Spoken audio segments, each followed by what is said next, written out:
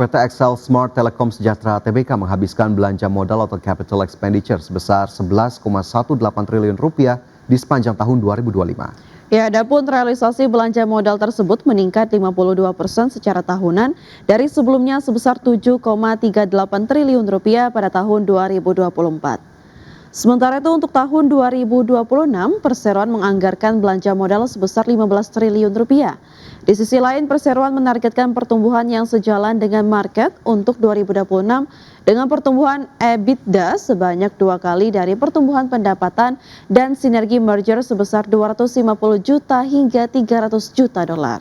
Manajemen Perseroan juga menyatakan merger berhasil merealisasikan sinergi sebesar 250 juta dolar di tahun pertama. Sementara itu sebagai catatan, Perseroan melaporkan rugi bersih sebesar 4,42 triliun rupiah pada 2025, berbalik dari laba bersih sebesar 1,81 triliun rupiah pada tahun 2024. Dan masih ke informasi berikutnya, pemirsa, emiten pelayaran PT Pelayaran Nasional Ekalia Purnamasari Tbk atau LP berencana menggelar rights issue dengan menerbitkan maksimal 2,03 miliar saham baru.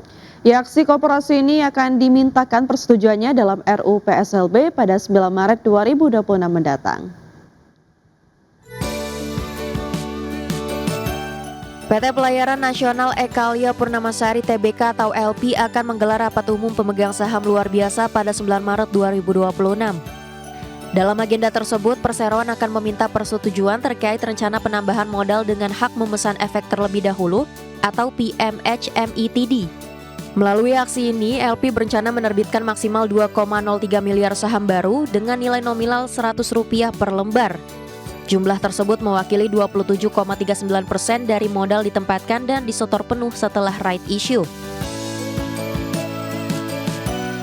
Manajemen LP menyebut penambahan modal dari saham portable ini diharapkan dapat memperkuat struktur permodalan Perseroan. Selain itu, langkah ini juga untuk mendukung kinerja operasional melalui ekspansi dan diversifikasi usaha, sehingga memberikan nilai tambah korporat dan meningkatkan pendapatan secara konsolidasi. Sementara itu, dana hasil right issue setelah dikurangi biaya emisi akan digunakan untuk kebutuhan likuiditas umum, belanja modal, dan modal kerja, termasuk untuk mendukung kegiatan diversifikasi, ekspansi, investasi, serta kegiatan penunjang lainnya. LP juga akan mengajukan pernyataan pendaftaran kepada Otoritas Jasa Keuangan setelah mendapat persetujuan pemegang saham dengan target pernyataan efektif tidak lebih dari 12 bulan sesuai ketentuan POJK yang berlaku. Berbagai sumber IDX Channel. Ya, selanjutnya pemirsa, meski transparansi kepemilikan saham di Indonesia masih terus dipantau, S&P Dow Jones Indices memastikan bahwa proses rebalancing saham Indonesia pada Maret 2026 tetap dilaksanakan.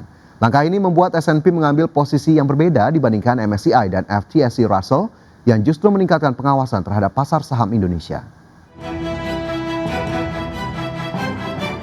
S&P Dow Jones Indices menyatakan tetap memantau perkembangan terkait transparansi kepemilikan saham di Indonesia, namun memastikan proses peninjauan dan penyesuaian indeks kuartalan pada Maret 2026 tetap dilaksanakan sesuai jadwal.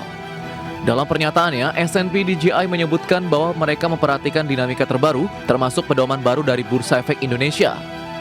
Meski demikian, rebalancing akan tetap dilakukan berdasarkan prosedur standar dan metodologi yang berlaku saat ini. Langkah ini membuat S&P mengambil posisi berbeda dibandingkan pesaingnya yakni MSCI dan FTSE Russell yang justru meningkatkan pengawasan terhadap pasar saham Indonesia. Kekhawatiran utama muncul dari struktur kepemilikan yang terkonsentrasi dan kurang transparan sehingga berpotensi melebih-lebihkan angka free float. Adapun pada 9 Februari lalu, FTSE Russell mengumumkan penundaan tinjauan indeks Indonesia yang sedianya dilakukan pada Maret. Keputusan tersebut diambil dengan alasan potensi lonjakan arus keluar dana yang merugikan serta ketidakpastian terkait porsi saham publik. Evaluasi lanjutan dijadwalkan pada Juni. Sebelumnya MSCI juga menyoroti isu aksesibilitas dan kelayakan investasi yang akan dikaji hingga Mei. Peringatan tersebut sempat memicu aksi jual besar-besaran di pasar saham Indonesia yang tercatat sebagai salah satu yang terbesar dalam hampir 3 dekade terakhir di kawasan Asia Tenggara. Berbagai sumber IDX Channel.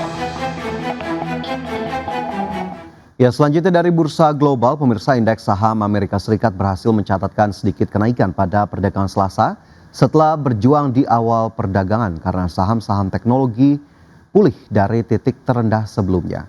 Kekhawatiran tentang kecerdasan buatan atau AI yang mengganggu model bisnis telah memicu aksi jual pada pekan sebelumnya, menyebabkan 3 indeks utama Wall Street mencatat penurunan mingguan terbesar sejak pertengahan November.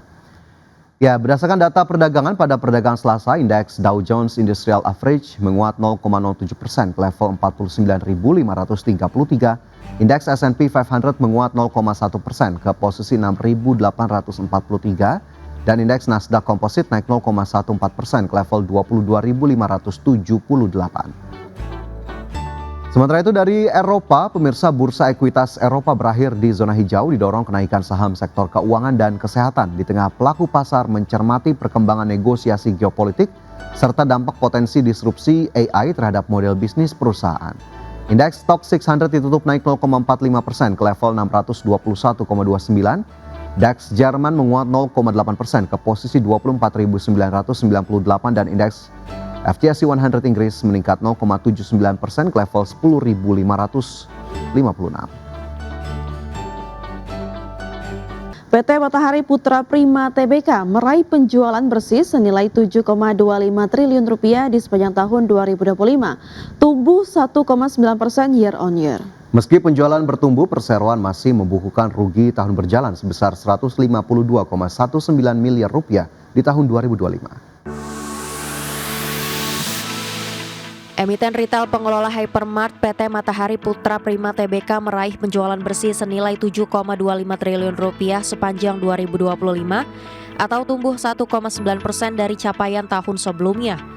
Berdasarkan laporan keuangan, kenaikan top line tersebut diikuti oleh penebalan laba bruto sebesar 2,8% menjadi 1,26 triliun rupiah, didorong oleh perbaikan bauran penjualan dan strategi merchandising.